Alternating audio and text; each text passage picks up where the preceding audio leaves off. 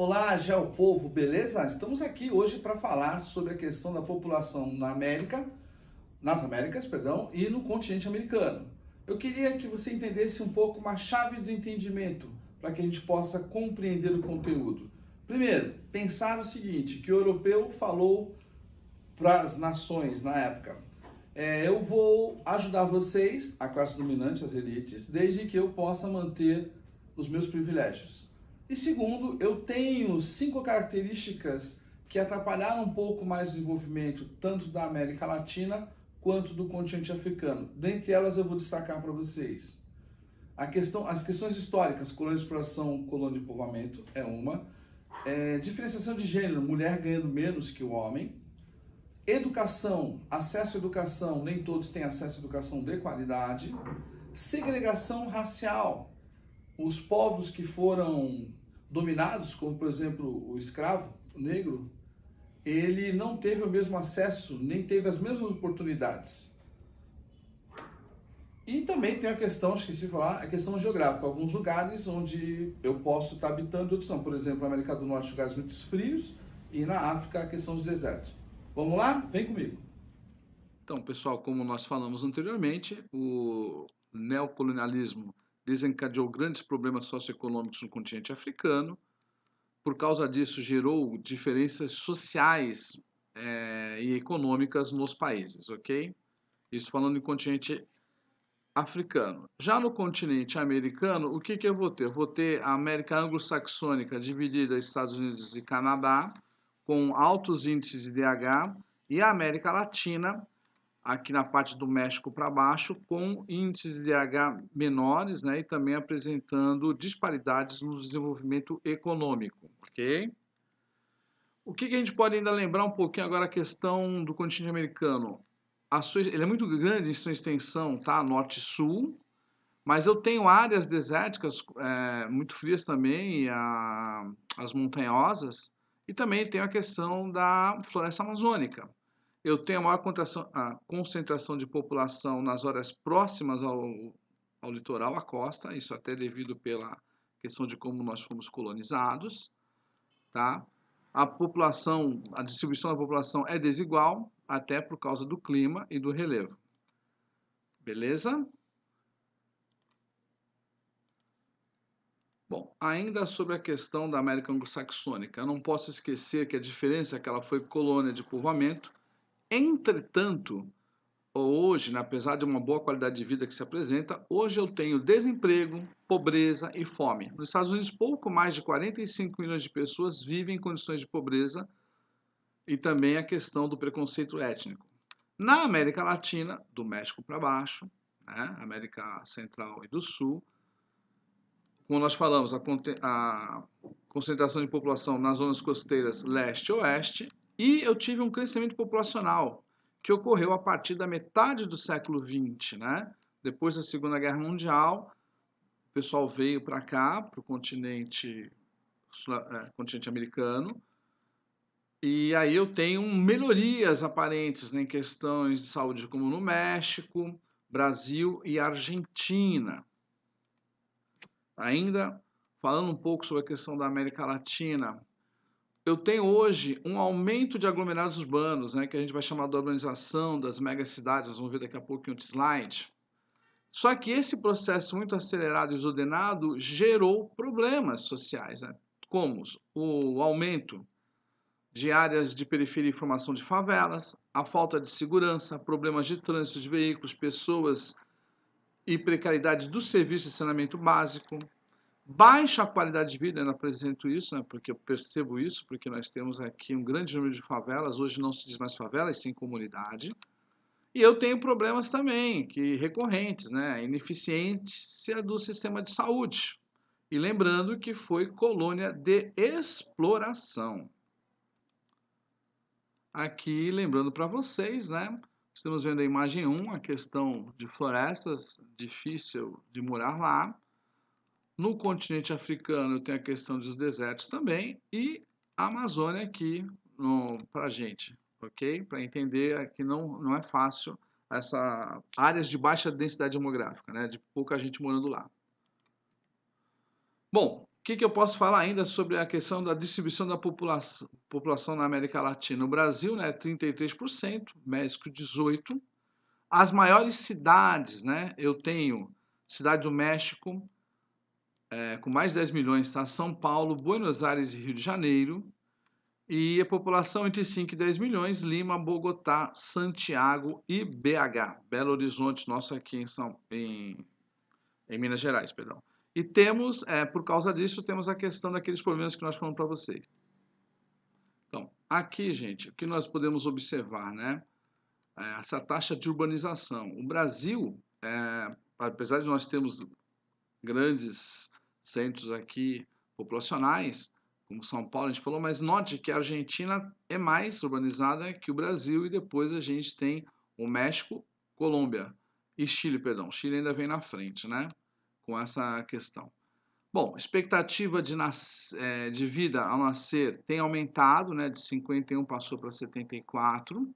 Crescimento populacional é que temos aí uma média, está diminuindo, né? E a taxa de fecundidade também diminuiu. Isso porque nós tivemos avanços em geral, né? Em termos de saúde, melhorias também de trabalho, condições do pessoal saiu do campo e para a cidade, e isso vai fazer com que as pessoas queiram ter planejamento familiar, melhorando. Já no continente africano, né, a gente pode ver que a população no continente africano hoje é relativamente jovem. Isso é uma coisa legal, né, porque nós tivemos vários problemas das guerras civis que aconteceram, então tem gente nascendo ainda, o lugar que mais nasce gente no mundo aqui, um dos lugares é o continente africano. Então, tem aumentado a população jovem. Entretanto, o que acontece com essa população? Eles têm que ter um estímulo para o estudo e trabalho para esses jovens, né? E a questão também de diminuir o desemprego e a migração para fora. Nós vamos falar um pouco já também sobre isso. Alguns índices que nós podemos pegar aqui com relação ao continente africano, a população por região, como eu falei para vocês, ela tem aumentado a população, né? Está aumentando. Isso a gente já tinha visto em outra aula nossa. Aqui é uma comparação com outros continentes, ok? E mostra que o continente africano, sim, tem buscado aumentar aí uma ajuda para que a população possa melhorar as condições de vida, ok? Aqui eu já acho interessante, quando a gente vai falar de DH, ver dois detalhes aqui, ó. África subsaariana, aquela abaixo do deserto Saara, né? E eu tenho a África do Norte, norte da África, perdão, quer dizer, norte na África, é a África branca. Então você repara que o DH aqui é melhor da África branca e da África subsaariana não tanto, ainda é ruim. O que eu acho interessante é observar a melhoria, né, da questão da educação, da escolaridade nas populações, né? Você repara aqui de 1950 para 2000 já houve melhora disso, não geral, mas sim, a gente já tem melhorado. Isso no mundo todo, né, praticamente isso está acontecendo. A questão da alimentação também tem melhorado, mas nós temos ainda índices ruins no continente africano. Então, pessoal, agora a questão da alfabetização tem melhorado também, né, nas gerações de 65 anos ou mais, e os jovens têm tido mais acesso à escolarização. Que bom, né? Isso tem acontecido pelo menos lá, que a gente nota, percebe, sempre eu falo do continente africano como piores índices, sim, mas tem melhorado. Tem que melhorar muito. Outra questão também é a questão do acesso à internet, é uma outra forma de nós entendermos também essa questão no continente africano, ok? Você repara, pouco se acessa, né? Então, em termos de tecnologia, a gente pode dizer que nem todos têm acesso, é um dos fatores.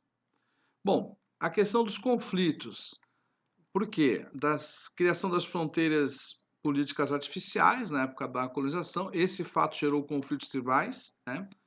Ou interétnicos e culturais, diminuição da população casada pela escravização e pelo tráfico de sua gente, desde a época do colonialismo e do neocolonialismo, e a gente sim tem a questão da instituição do racismo amparado em lei, nós vamos ver o apartheid, na África do Sul. O que mais que a gente pode ainda falar um pouquinho sobre isso?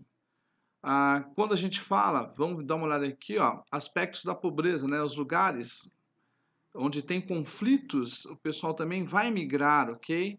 E aí também vai gerar fome, por causa das guerras ou mesmo por problemas sazonais de falta de chuva ou o que seja.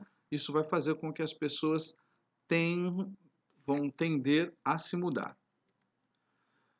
Isso também reflete na questão das doenças, né? Podendo falar, a pobreza refletida em doenças, né? Por causa da pobreza, eu também vou ter um aumento da doença ou uma falta de controle, e aí causa o aumento da doença no continente africano. Ainda a questão da subnutrição e fome, né? E aqui olha só que interessante, infelizmente, né? Crianças em fila aguardando a distribuição de alimentos em campos de refugiados em Ruanda, em 1994. A tragédia da guerra civil prolongou-se no pesadelo da fome. Nós tivemos um conflito étnico em Ruanda, né, dos Tutsis contra os Hutus, e isso resultou na morte de milhares de pessoas, tá? Tem até um filme chamado, tem 3 filmes, né? História de um Massacre, Tiros em Ruanda e Hotel Ruanda. Você vai poder, através desses filmes, nós vamos deixar de dica para vocês aqui no final do PowerPoint, para que você possa depois assistir em casa e conhecer um pouco mais. Então, gente, essa questão, por exemplo, no continente africano, da fome, da guerra, faz com que as pessoas se mobilizem. O interessante é que as taxas deles é para dentro do seu próprio continente. Já no continente americano, a gente vê aqui uma tendência de buscar Estados Unidos bastante, né, e também Canadá, muitos brasileiros tendem a ir para lá. Temos hoje uma questão aqui, que é a questão da crise na Venezuela, tivemos o terremoto no Haiti, então isso causou ou fez com que as pessoas estivessem mudando, né, buscando condições de vida melhor. Então, basicamente, é isso. A gente sabe que as pessoas mudam para tentar melhorar de vida. Ou por catástrofe natural, como foi o caso do Haiti, ou questão econômica, como está sendo o caso da Venezuela. A gente já viu na outra aula, esse tema. Se você quiser aprender um pouco mais sobre a questão da migração, tanto na África ou em outros lugares do mundo, você pode acessar esse site aqui, ó, muito legal, tá? E você vai ter acesso às informações mais atualizadas e do que anda acontecendo. Gente, infelizmente temos que tocar nesse assunto, não tem jeito. O apartheid na África do Sul. O que foi o apartheid? O apartheid é um termo que se refere a uma política racial implantada na África do Sul. Estava legal, não legal que é bom, legal de legalidade dentro da lei, né? Da lei deles. De acordo com esse regime, a minoria branca, os únicos com direito de voto, detinham todo o poder político e econômico do país, enquanto a imensa maioria negra restava a obrigação de obedecer rigorosamente o conjunto de leis segregacionistas, quer dizer, de separação. O regime era sustentado por um conjunto de leis, entre elas estão proibição oficial do casamento interracial, ou seja, branco não pode casar com um negro, obrigatoriedade do registro de raça na certidão de nascimento, obrigatoriedade de os brancos, negros e mestiços viverem em áreas separadas e a proibição ao negro de comprar terras. O cara é de lá, é do continente, é nativo de lá e ele não pode comprar terras, vai vendo.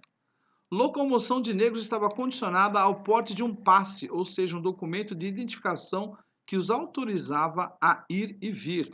E ainda a proibição de greve de negros e divisão de serviços públicos, escola, hospital, praça pública, estádios esportivos, em locais para brancos e locais para negros. Ou seja, gente, isso de fato aconteceu no apartheid. Note aqui os cartazes, ó, aqui ó, na cidade de Durban. Pela seção 37, pelas leis aqui de praia, não podem, ó, reservada apenas só para os membros de raça branca, ou seja, na praia o negro, que é de lá, o africano não poderia ir. Inclusive a questão de áreas permitidas para homens, aqui ó, somente homens brancos.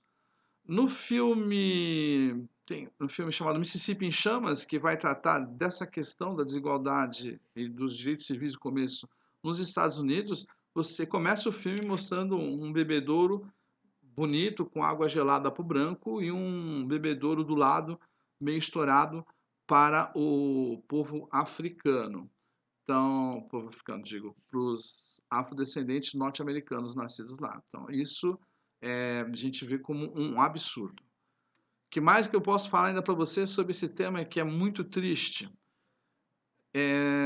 Gente, em nenhum lugar no mundo isso deveria acontecer, mas ainda acontece, ok? Hoje menos, né? O Mandela foi um líder lá que resolveu esse probleminha, ajudou bastante a resolver esse problema na África. O Nelson Mandela foi um advogado que ele foi preso pelo regime e lutou por isso. Depois que ele foi libertado, a África do Sul teve eleições livres, né? Mas teve muito derramamento de sangue por causa disso. Então, pessoal, desejo para vocês aí tudo de bom. Tá aqui as nossas referências e não esqueçam de fazer as atividades 61, 62. Sucesso para todo mundo. Valeu, povo!